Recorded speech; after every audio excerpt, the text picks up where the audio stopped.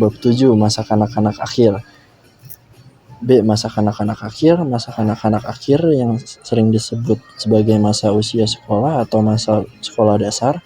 Masa ini dialami anak-anak pada usia 6 tahun sampai masuk ke masa pubertas dan masa remaja awal yang berkisar pada anak usia 11 sampai 13 tahun.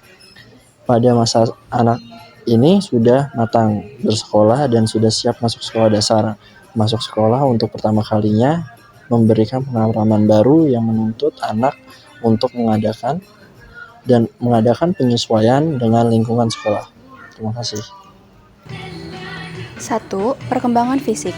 Pertumbuhan fisik cenderung lebih stabil atau tenang sebelum memasuki masa remaja yang pertumbuhannya begitu cepat.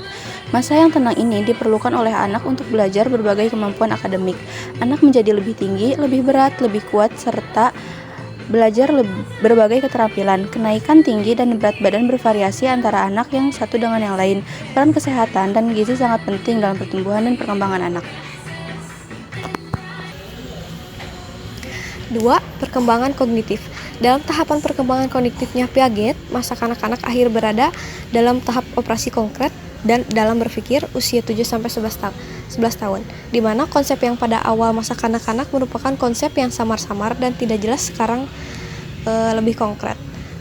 Perkembangan kognitif menggambarkan bagaimana kemampuan berpikir anak berkembang dan berfungsi.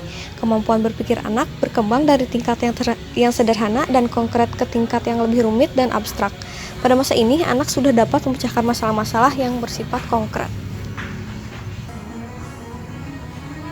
Oke, di sini ada teori Piaget. Jean Piaget, seorang ahli psikologi berkebangsaan Swiss, melakukan studi mengenai perkembangan kognitif anak secara intensif dengan pengamatan yang cermat selama bertahun-tahun. Piaget mengembangkan teori bagaimana kemampuan anak untuk berpikir melalui satu rangkaian tahapan.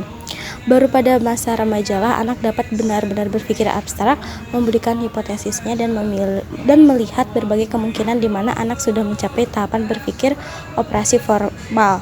Anak mulai memperhatikan dan menerima pandangan orang lain.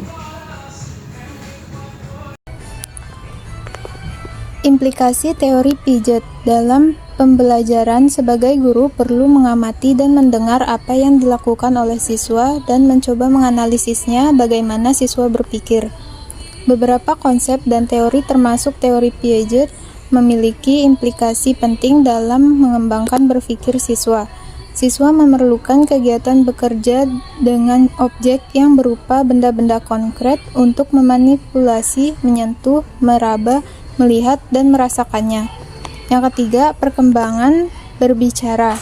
Berbicara merupakan alat komunikasi terpenting dalam berkelompok. Anak belajar bagaimana berbicara dengan baik dalam berkomunikasi dengan orang lain. Hal ini mendorong anak untuk meningkatkan pengertiannya. Anak berbicara lebih terkendali dan terseleksi. Pada umumnya, anak perempuan berbicara lebih banyak daripada anak laki-laki. Penyebab anak terlambat bicara. Keterlambatan bicara bisa disebabkan oleh beberapa hal. Yang pertama, gangguan pendengaran.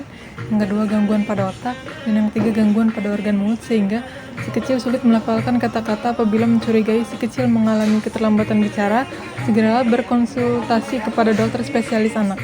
Dan berikutnya, yaitu keempat, kegiatan bermain.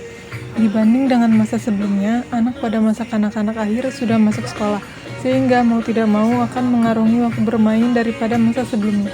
Hal ini ditunjang dengan banyaknya acara di TV, radio, serta buku-buku bacaan yang banyak disajikan untuk anak kelompok usia ini. Bermain secara berkelompok memberi peluang dan pelajaran kepada anak untuk berinteraksi, bertenggang rasa dengan sesama teman. Yang kelima, perkembangan moral. Perkembangan moral ditandai dengan kemampuan anak untuk memahami aturan, norma, dan etika yang berlaku di masyarakat. Perkembangan moral terlihat dari perilaku moralnya di masyarakat yang menunjukkan kesesuaian dengan nilai dan norma di masyarakat. Perilaku moral ini banyak dipengaruhi oleh pola asuh orang tuanya serta perilaku moral dari orang-orang di sekitarnya. Perkembangan moral ini juga tidak terlepas dari perkembangan kognitif dan emosi anak. Menurut Piaget, antara usia 5-12 tahun konsep anak mengenai keadilan sudah berubah. Pengertian yang kaku tentang benar dan salah yang telah dipelajari dari orang tua menjadi berubah. Piaget menyatakan bahwa relativisme moral menggantikan moral yang kaku. Misalnya, bagi anak usia 5 tahun, berbohong adalah hal yang buruk. Tetapi bagi anak yang lebih besar, sadar bahwa dalam beberapa situasi berbohong adalah dibenarkan, dan oleh karenanya berbohong tidak terlalu buruk.